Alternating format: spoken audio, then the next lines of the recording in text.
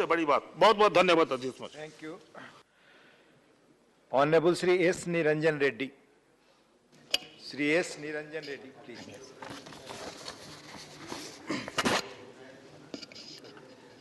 Thank you, Deputy Chairman, sir. I rise on behalf of my party to support the bill, essentially because it ticks three major boxes. One, Deputy Chairman, sir, it speaks of the ecological sustainability or environmental sustainability. That's a big plus in its side. Second, it looks at economic advantage for the country by saving energy. The third big reason, Deputy Chairman, sir, is it tries to make India more energy self-sufficient, which will help India in the progress of becoming an economic power. So while these are the three major things that we support the bill for, we still have a complaint, and the complaint is largely that the bill could have been more ambitious. It is a little timid in terms of its reach, if I may use the expression, Deputy Chairman, sir. Now, why I say it is a little timid is the bill is made applicable to any building which has a minimum contracted load of 100 kilowatts. Now, if the central government, while the bill provides that the state government could provide a lesser threshold, if the central government tomorrow wants the bill to be applicable across a larger sector, buildings say about 50 kilowatts or 75 kilowatts, it will need the bill to be statutorily amended again, because this bill does not use the legislative device of when the building is described. It could be described to say 100 kilowatts or as may be notified from time to time. Generally, the government uses this legislative device. So what would then happen is, if at a later point of time, after 3 years or 4 years, if the government wants to make this bill applicable to 50 kilowatts and above buildings, they simply have to issue an official notification in the Gazette. It does not have to go through the whole statutory process of an amendment which may have to be made again. So this is one suggestion I have for the Honorable Minister and the government to consider, and I'm making the request through you, Deputy Chairman, sir. While I say this, there are 5 points of concern which may again have to be operationally worked out by the government. And I'm placing it, Deputy Chairman, sir, with your permission now, before the House. I've already mentioned about the buildings being above 100 kilowatts. The Act also does not make a provision for someone who has lower than 100 kilowatts building capacity, who would voluntarily want to be a part of this energy saving program, because they won't get carbon credits. So one of the mechanisms that could be worked out is, other than what is specified, if someone wants to do a voluntary submission to this energy conservation mechanism, because a majority of the buildings are below 100 kilowatts contracted load. The second point of concern, Deputy Chairman, sir, which I have, is that the Act seems to work in a clear binary. There is central government discharging one set of roles. There are the state governments which have been authorized under the Act to discharge a different set of roles. What is missing is a coordinated approach between the central government and the state government, because now each of the state governments will act in its own manner. There is no coordinated approach.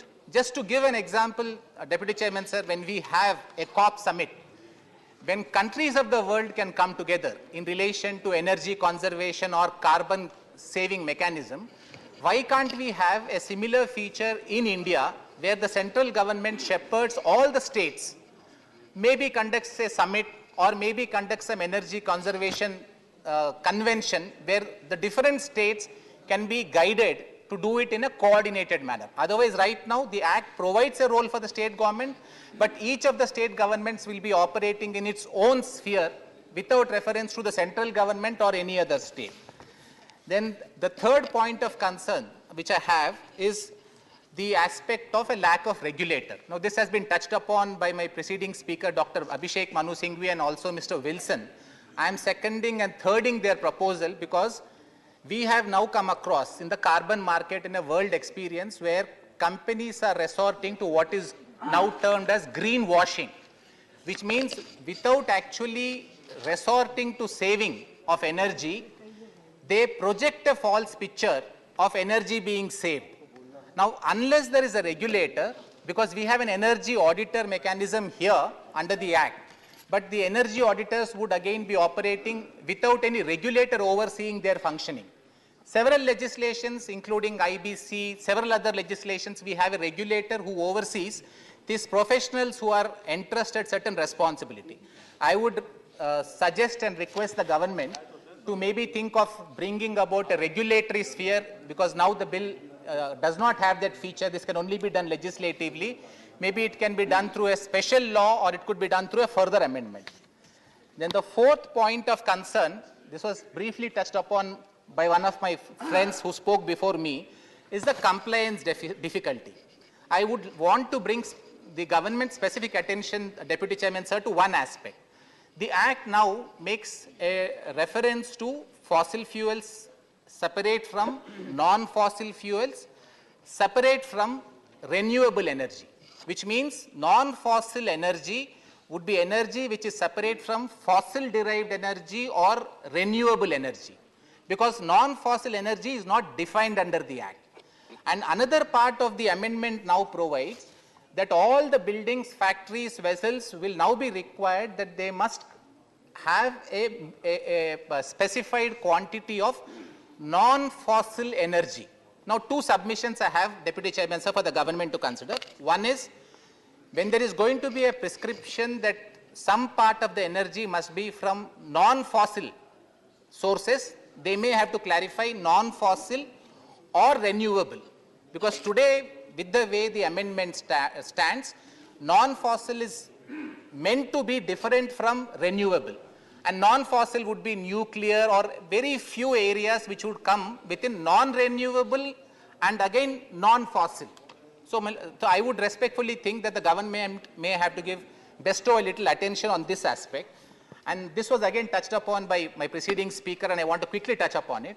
If the government were to specify that a particular building in Delhi must avail 10% of supply from non-fossil or renewable energy, it only gets the supply from the DISCOM. It has no independent source. If it is located in a concrete city like Delhi or Bombay, they would not be able to contract with a private person for availing the renewable energy. So maybe some arrangement where they can do a compensatory. They can go to some industry in some other area and say, look, I am required to purchase so much, 10 kV of my energy. If you purchase, I pay for it, that must be set off in my requirement.